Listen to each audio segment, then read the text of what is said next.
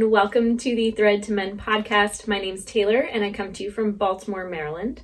And this is a podcast about anything that's fiber related, mostly. I touch on the subjects of knitting and spinning, and you can find me on social media as Taylor E. Owen. So Ravelry or Instagram are the two platforms I use most often. I haven't gotten involved in Twitter, thank God. I think I'd probably have a meltdown at this point if I did. But just here on the YouTube and those two platforms I mentioned mostly. Facebook is where I reserve my political rants and genuine face-to-face connections. But Facebook's like so over. I'm over it. I can only handle so many other people's like political freakouts and their anxieties. I have enough of my own political anxiety. So I've been sharing that last couple episodes in the podcast. Some of you, I'm assuming, are receptive. Others I know are not. I will let it all go for a week here so we can kind of decompress. But I have to show you a really exciting project. This is one that has been 10 months in the making, and I just have one skein, but there will be more. It is a 3-ply construction. Ooh, you see that boo-boo right there in the front? That's a good couple inches. It's just a little thicker on one of the singles. This is a 3-ply yarn that I processed from a fleece. It was a cormo fleece, so it had a really nice long staple, very, very fine wool, and super duper soft. And this is wool. I've shown many parts of this making in my podcast, and this wool was dyed in 3 batches naturally with black-eyed Susans and with different mordants to alter the colors. So I came out with, I didn't honestly weigh what amount of wool I had through each process because it changes constantly, and I was just gonna eyeball it. And so I actually haven't weighed any of my finished yarn yet, mostly because this had been drying all day yesterday and it's bright and early today, so I'm showing it to you now. As I mentioned, it is a 3-ply, and I prepared the fiber with a good scouring on my stove. I use a surfactant-free shampoo to clean my wool fiber so that I'm really gentle with it. I don't like to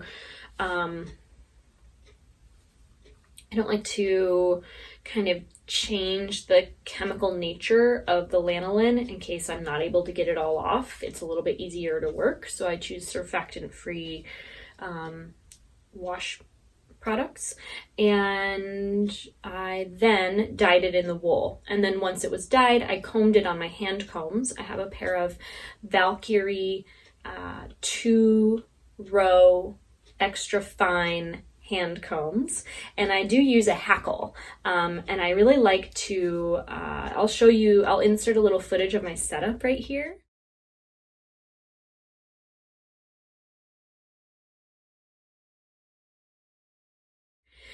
So you can see that I have a hackle where I kind of blend my fiber as I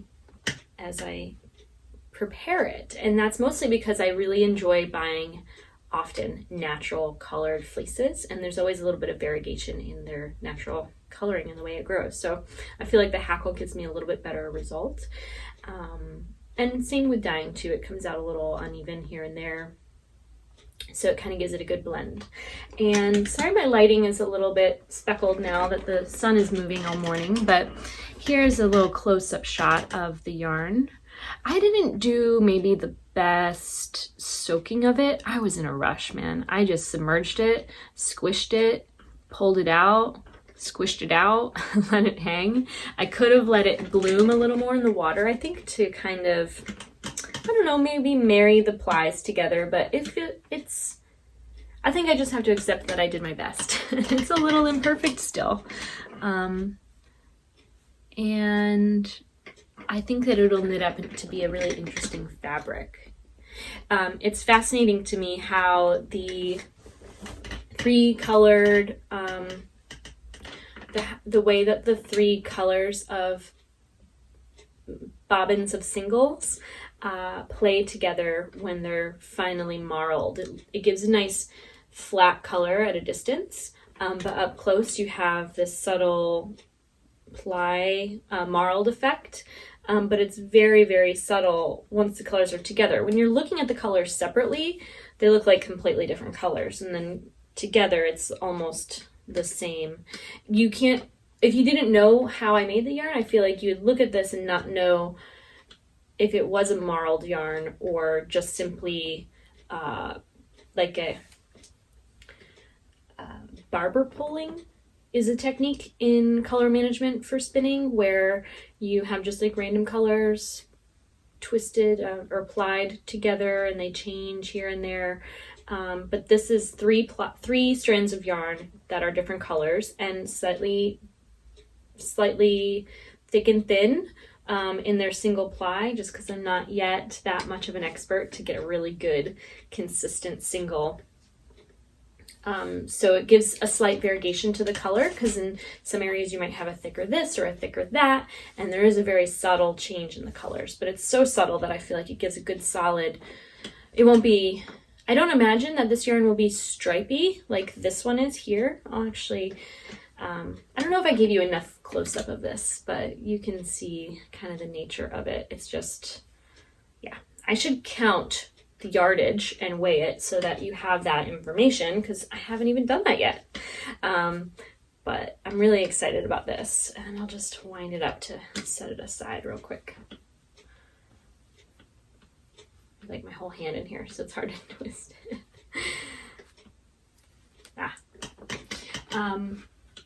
And maybe this is another way I can show you a close-up. So I have another bobbin that's so full.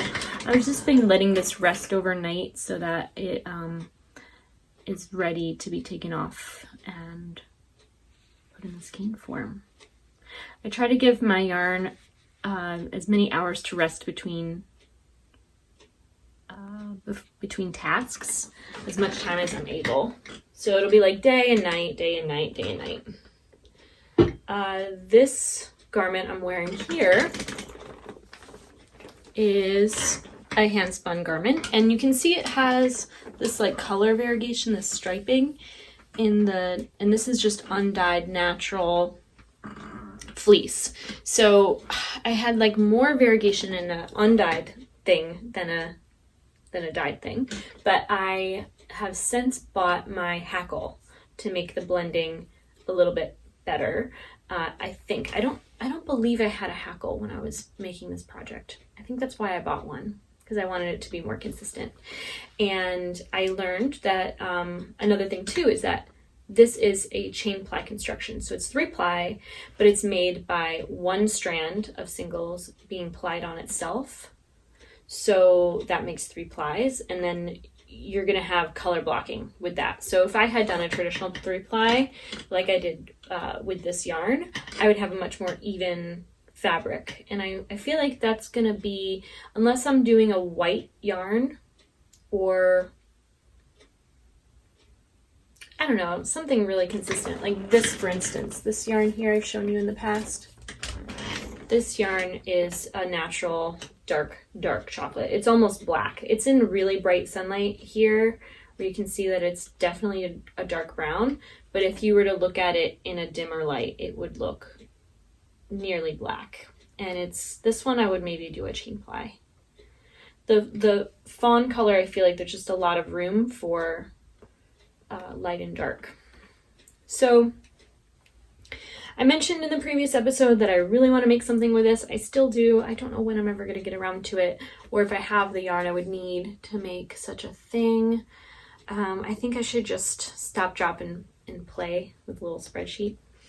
And then this has no known project yet. I had estimated how much wool I would need to spin on my 3rd bobbin of singles, and I was getting a little impatient, and I thought I might have had enough already, so I stopped, I let it rest. The next day I applied it to make this skein, and then the next one, so I applied 2 whole bobbins, and then I ran out of the last single I was spinning, but I had more fiber, so I then single plied the last of that fiber, and it's resting on its bobbin. So I still have about maybe 50 grams, 50 or 60 grams, I'm gonna guess, of more of this yarn still to be plied.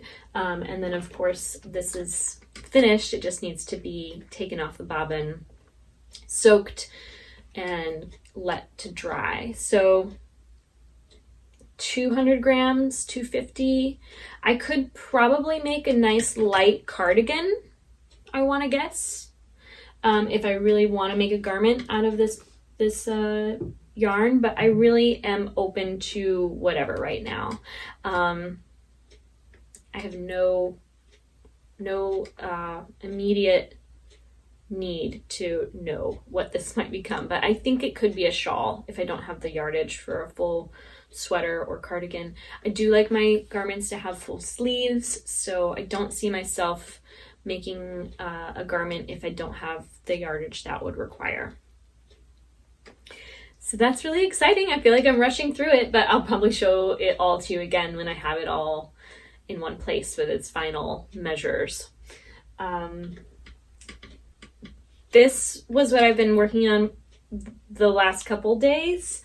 Prior to that, I've been working diligently on my weekender. I say it's not mine, it's for a friend. They're not a knitter, so I feel like they just deserve a hand knit sweater. And I'm excited to visit with them and spend time together. So this is the right side. So it's the wrong side if you're not familiar with the Weekender pattern by Andrea Mowry. It's knit inside out so that you don't have to purl. And this will eventually be the right side. I haven't steam blocked it since the first few inches, but you can see I have the full body and I've split for the front. I've only knit, I don't know, 3 or 4 inches on the front. I kind of set this aside for a minute just because I was preoccupied with dyeing last week. The yarn that I showed, not last week, the week before, the yarn I showed you, and other things. I've been propagating plants like crazy. I have, I think, 12 new pothos plants in the house or my work, which is really exciting. Every once in a while, I'll just chop back a plant, give it in a little bit of extra compost on the top, and just build it back up because they put out a lot of energy reaching for sunlight here and there, and I just like to give some of my plants a refresh and a little extra love, and part of that is cutting them back, helping them kind of conserve their energy, get a little bushier. Yeah, I really love making more house plants. My spouse really helps me keep them alive. I am not an indoor plant expert, but I really do enjoy gardening, and it is now March. And I thought I'd give you a little garden tour if you're interested. I will pop that into the end of this episode so that you can see it. But more importantly, I'd love to show you my composting methods. So I have, I've made a quick little video this morning as I was getting downstairs to start my day, and I'll just insert that here for you. This is the view of my compost container that I keep here by my Vitamix in the stove. I'm putting on some coffee, and I'm just cleaning up for the morning. So my tea always makes a mess, which is why I don't clean the counters until I dump all my tea. All right, we're gonna take this outside to the compost bin. Let's see.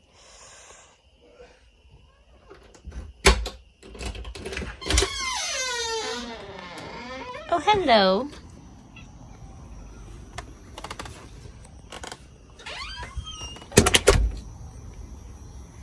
Hi.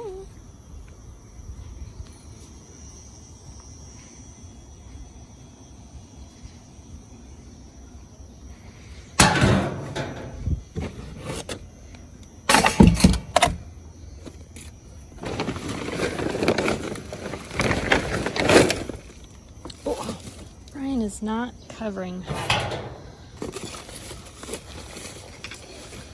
these. Now I'm going to go over here, grab some browns,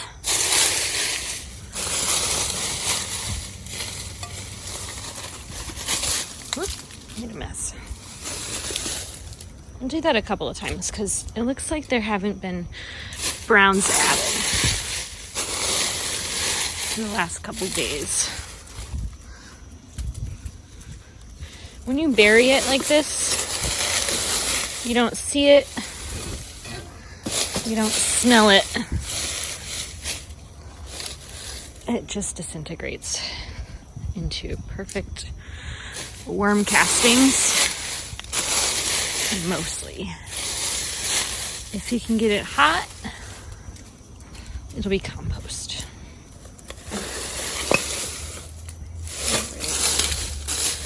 So our temperature here, it's only just about 75 degrees, much warmer than outside. There's a lot of action happening. I'm just going to cover this back up. This is new. We actually never used to cover it, but I'm trying to keep some moisture out. Which is helping us get it warmer.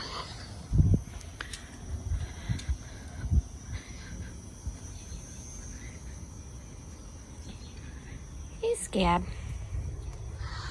You want to go in?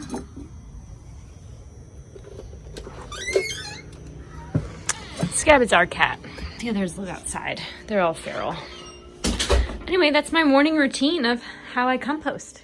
So that was a very imperfect little snippet of how I manage part of my waste. I feel like as consumers and as people, we need to be responsible with the impact that we have on the world. And I think that our city, at least in Baltimore, is not really prepared to manage its waste. And so I've kind of taken it into my own hands to manage whatever waste I can within my own space. So we do compost all of our coffee grounds, tea leaves, fruit rinds and peels, vegetable trash, anything that is vegan, basically, can go in the compost bin. Oh, and eggshells. Eggshells do go in the compost bin as well. So as long as it's not coated in like oil, it's not meat, it's not dairy, those are things that you never want to add to a compost bin.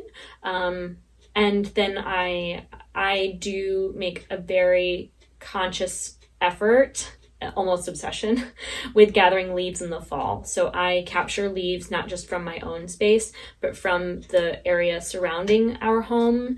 One, because neighbors don't want them anyway. Two, it makes it look and feel much cleaner in the area. And three, I need it for my garden's compost bin. You might have seen in the video that there's two bins that are identical and you can actually adjust them. I bought those on Amazon. They're like $36 or something. I will add a link to them below if you're interested in setting up a compost system, not unlike mine. And I will tell you, it's one of the greatest things I've done for myself since I moved to a space where I have ground that I can put a compost bin on top of. So I think even if you have maybe like a raised bed and that's it along your concrete covered landscape, I would do a compost bin over a garden anytime, because you can put that compost in any of your houseplants and you can grow inside if you need to. So growing inside is something that we're going to expand on this year in 2020 with more basement lettuce propagation. I really want to grow more greens, and I have a hard time keeping them from bolting once it gets really, really hot here in Maryland. The lettuce just kind of gets a little bitter, not my favorite. So I've had a few fails on that type of plant, so I'm trying it differently and see how it works. This is my 5th year, I want to say, maybe 6th summer gardening in our yard since we moved here, and I've really made a lot of progress on building the soil. I like to think of my method of gardening more as tending to the land than I am my plants, and I say that because it all kind of comes from a place of observation and seeing what plants are already growing here, what plants that I've introduced or that are just inherited to the space, which of those are really thriving and where. And then I let things stay where they are. I don't feel like I need to change and control them 100%. So there's areas of my yard that I let be a little wild and a little crazy, and then there's areas of my yard that are obviously very cultivated and intentional. like the berry bushes and the St. John's wort and all that.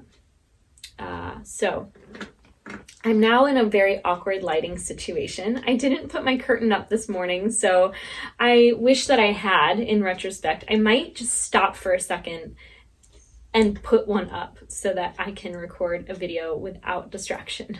Just give me a moment.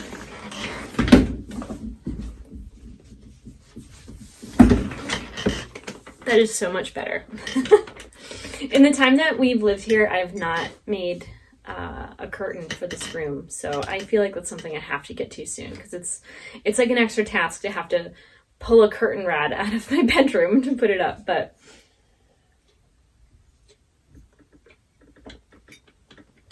excuse me. Okay, how are we doing? Doing good? Okay, let's stay in the game here. I wanted to show you, even if you're not interested in crochet now, you might be interested to know this little trick. So I have a few things here. I made a couple new coasters for my craft room. I like little kitschy coasters because I never know where and when I'm going to need one, and it just generally fits in with my aesthetic if it's made of yarn. I've shown you in the past little swatches I've made with some yarn I've spun. But there is a method that I use to join my crochet so that you get a really even look. Like, I'm not sure if you can tell, although you can see where I ended here. I'm not sure if you can tell where I start my rows. So if you have a method of crochet that's not quite as seamless yet, I'll show you my little tips and tricks to make a granny square look great.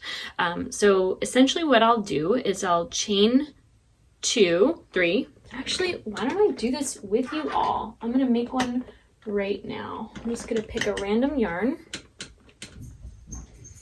I'll do it with you. All right. So I'm gonna make a slip knot, put it on my hook.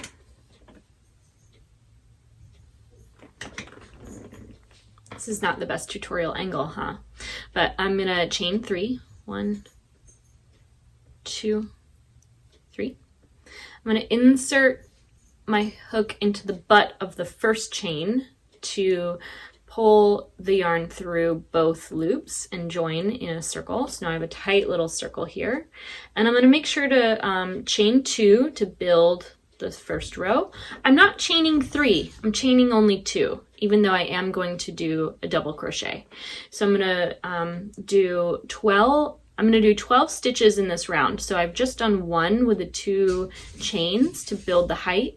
I'm gonna double crochet 11 times into the very center of this loop that I've made. So not the top stitch, but the center of the loop. That's important because you're not gonna be able to really tighten it up if you split the loop. So to double crochet, you just yarn over, pull through, yarn over 2, and then yarn over 2. And it becomes quite mindless as you really get into crochet. Once I get almost all the way around, I'll stop and count and check my work. So I have 3, 3, 3, and 3. Okay. So I always do 12 double crochets, or 11 double crochets plus the height building chains for my first row of flat crochet in the round. So I'm going to join this. I'm going to add to the 2 chains that I made the 3rd stitch of that height by bringing the 2 together. So the very first kind of full V on the top row of this round is where I'm going to insert my hook into. So I'm going to insert it right into those 2 stitches of that top V. And then I'm going to pull that yarn through both there. So now I have a very, very consistent little wheel, little round. Once again, I'm going to chain 2 to build my height.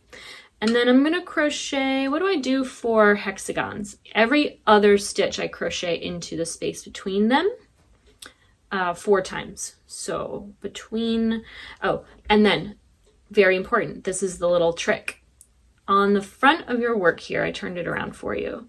You have the one that you built, the height that you built, and then the real double crochets. I like to insert my hook in the space behind, just before the 2 double crochets you do to build the height. So if that doesn't quite make sense to you, yeah, I should just cut this out because it's such a mess, huh? But the 2 double crochets that I made to gain the height, I'm gonna insert my hook just before those to build my first set of stitches on the next row. Or round, I should say. All right, so 1, 2, 3, and then I'll skip 2, and I'll just double crochet 4 into each space between every 2 stitches. And this is when each row starts to take a little bit more time because you're doubling the number of stitches you're performing in the second row. You're increasing the third row half as much as that, and every sequential row half as much as the previous one to make a nice flat fabric. Or maybe you're just increasing at the corners where you're building a hexagon or square. I like to constantly double check my work as I move inch by inch with crochet, because when you do make a mistake, there's no dropping down and fixing it like in knitting. You do have to rip all the way back if you want it to be perfect. Although in some, depending on the project, you can kind of fudge mistakes and people will understand if they even notice. So I'm rounding this last area.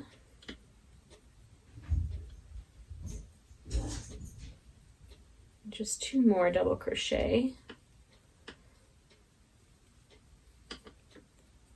And once again, in the top V of that row, the most open loose one, not the one at the end that's actually one of the double crochets, but the top of the first real double crochet. It's kind of like 1 stitch over.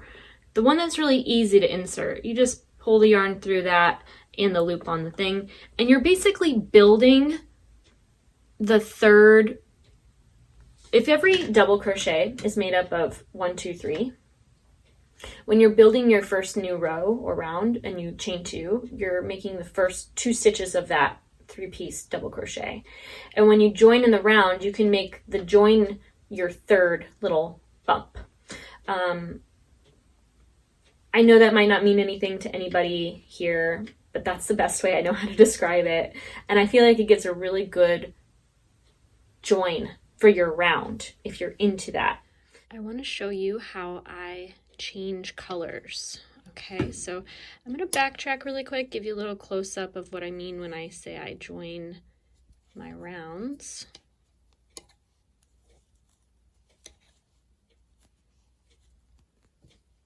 I'm going to insert it into the top stitch there. That's how I join a round.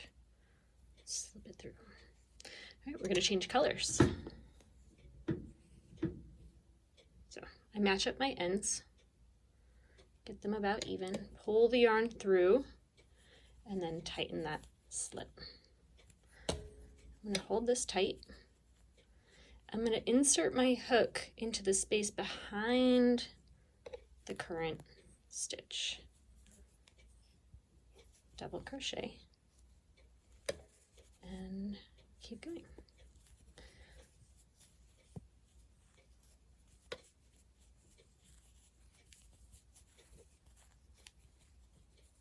That's how I pick up a new yarn.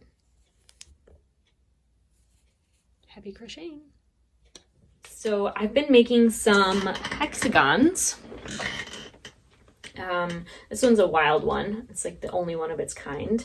But I've been making a ton of hexagons for covering my ottoman. I'm just gonna make it really folksy and kitschy and cute, and I'll show you that when it's finished. I have half my hexagons made so far, and I'm thrilled to be using up some stash blanket yarn. I still have filling pockets of my space. I've kind of finally moved through a lot of my oldest yarn inventory through this project, and others like it. I used to buy on webs.com Cascade 220 in any color I desired because it was the most affordable wool yarn for me to play with a big palette. And I will say I have no regrets. I think that there might come a time in my future where I decide again that I want to make more blanket type projects.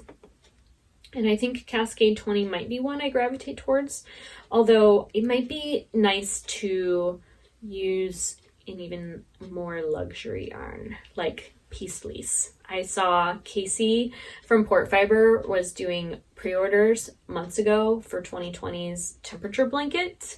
And after I saw that, I thought I might have to change my entire aesthetic because I really love that blanket. And I'd like to maybe knit a temperature blanket at some point. I think that maybe in 2021, after the election's over, that could be one of my coping mechanisms with our future reality, whatever it is, should I need it. So I've been escaping reality a lot with television, at my spinning wheel mostly, and I think I rewatched season 5 of Outlander because I have to satiate the need for binge watching. There's not a lot I really want to watch. I'd rather go back in time like 200 years and imagine myself there. It seems, anyway. I don't really believe that, but yeah, that's what I've been doing. I've really been trying to keep busy with my handcrafts, since it does kind of give me a sense of grounding and ownership, and efforting. So I've been having fun with that. I did have my first kind of intake appointment for like a behavioral assessment, I guess is the technical term, to start therapy weekly, which is going to be a good thing for me. I didn't know until I sat down to talk to someone for an hour just how deep my political anxiety is really getting.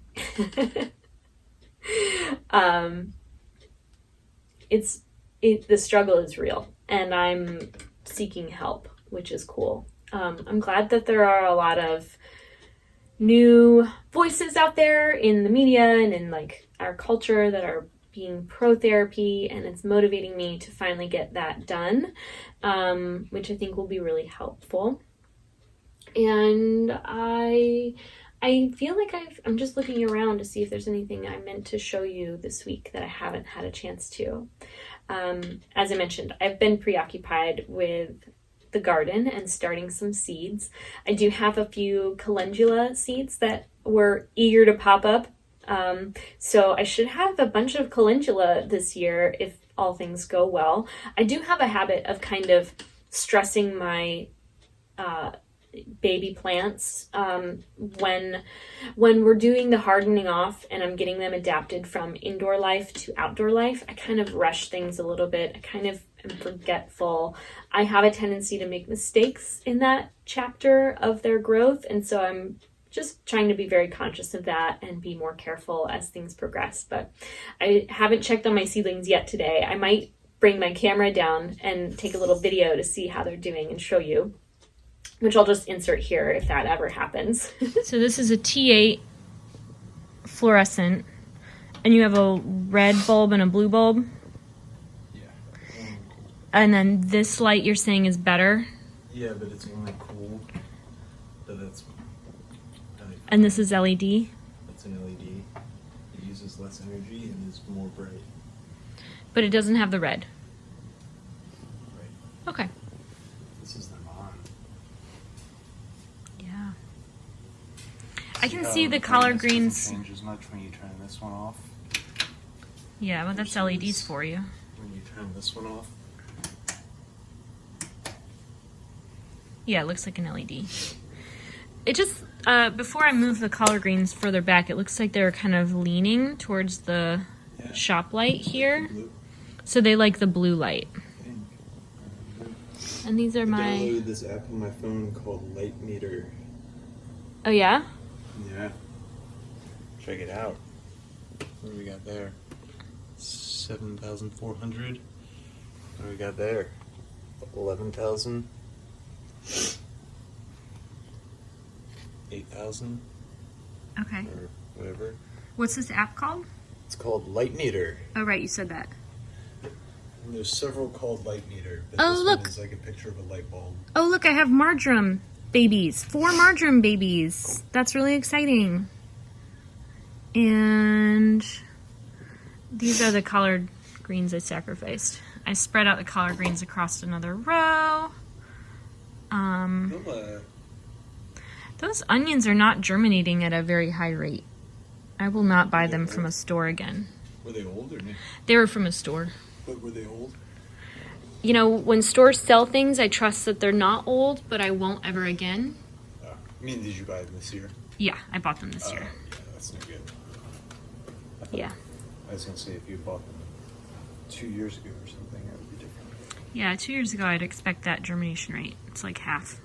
I did plant out many other seeds, but I've been planting seeds not just from last year, which I still have reserves of, but previous years. And every year you lose some portion of your germination rate. So I don't know that some of these seeds will ever sprout, or if they're just late bloomers, but I'll be planting into the same tray seeds that are not those, which are duds. So far, I have just calendula, collard greens, and a few onions. So we'll see. I think I'm going to plant out a lot more herbs this year if my seeds aren't too old. I would like to maximize whatever potential they still have and maybe grow healthy, happy plants all year to give seed for next year. That is my goal. So in my garden too, you might remember me mentioning I bought some blueberry bushes. They were planted out weeks ago, and in my video you probably saw them, and they haven't really, I don't know if it's because I don't know what environment they came from when they were shipped to me. Like, were they growing inside? Were they in California? What was the climate like? These ones have been growing in the ground, and I expect all perennials to lose all their leaves in the winter months. So the fact that my blueberries dropped leaves since planting, I think, is a normal thing. I did notice that before the leaves dropped, some of them were curling, which tells me that something's not quite right with the nutrient pickup here. Either maybe they have too high of a concentration of something, or maybe the pH isn't quite right. And I regret not amending the soil for the pH prior to planting them in advance, several weeks. Should have done it. But I did since amend the soil with a acidifier, something that's organic, no whatever, all good. So that should give me happy blueberry plants, I hope. I don't know. They're a new species. Like I said, I enjoy the process of gardening that is kind of like more observational and reflective when it comes to putting things in the garden. It's when I'm really taking a risk and I'm aware of it, and I always questioning, like, was this the right choice to put it here or to have this species at all? Like, it's never really going to be up to me, I think, what is going to thrive given the elements that the thing is exposed to. I am dealing though with fungus gnats inside my house. Right. This is the point where I start rambling ad nauseum, and I'll let you go. Here's a video of my garden tour for you to check out. I hope that you'll find me on Ravelry or Instagram as Taylor E. Owen and stay connected on any of these platforms here. Of course, do leave a comment below if you have anything to share. I did make updates to the ads so that they're not showing mid-video, because that was really annoying for people. I'm sorry about that. And I hope that you all just have a great day and take care. This is a black-eyed Susan. They come up really early in the spring. And here's the yarrow that I mentioned. This one lives throughout winter, mostly. And what else do we have? A ton of baby black-eyed Susans here. They will come up, and I'm gonna move them around and spread them out. This is kind of just an area where I grow some herbs. There's more yarrow there, and this is normally where my lemon balm patch is for my dog. There's one more rogue black-eyed Susan here, and then a kale from last year.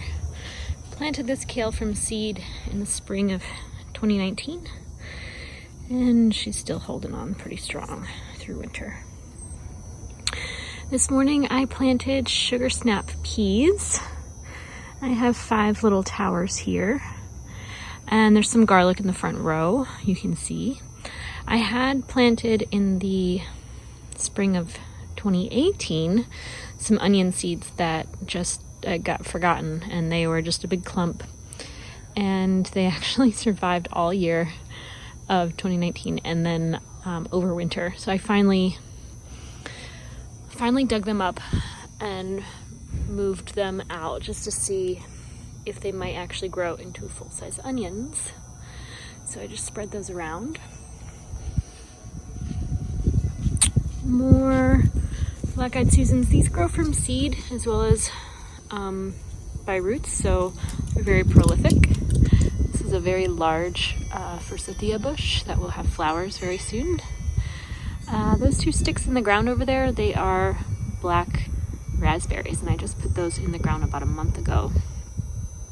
These are my thornless blackberry bushes here. I really pared them down since last year, so we're gonna get hopefully a little more sun in that area. I might plant something else, maybe a flower or something to fill the space while those black raspberries fill out. Or with berries, when you grow berries, the first year they sleep and they grow roots. The second year they leap and they put up a bunch of canes, and then the third year they'll fruit. So we have a little bit of time, and I could maybe grow some annual flowers in this area, I hope. So I mentioned my blackberries. This tube here has a pawpaw tree beneath it, or within it. It's just protecting it over winter. This nice big bush in front of the bird bath is St. John's wort. They have beautiful flowers. The bees love them. And then here are my red raspberries. I love raspberries, and I can't get enough. So I expanded this bed to meet the other for the first time. Right here, it's now connected, so I might let my raspberries kind of keep growing towards the house and see if I can get more fruit each year. This is a volunteer plant. I know someone has told me what this is, and I completely forgot. So if you can identify this, let me know what it is. I always forget. I also have growing, which I'm so excited about, are 2 little cilantro babies. These I planted seeds out a long time ago, and I think either they just stayed alive or something, I'm not sure, but I put a couple garlic cloves in some of these pots just for fun. I don't think any of these herbs are going to come back, but my nettles are still holding strong. I think that they love this pot. I'll probably add a little bit of compost to the top of it, give it some water. This is my cat house. No one's home. Kind of tucked under the cold frame there, but it's a little chilly. I'm gonna go back inside with my coffee. Wanted to give you a little garden update of March 2020.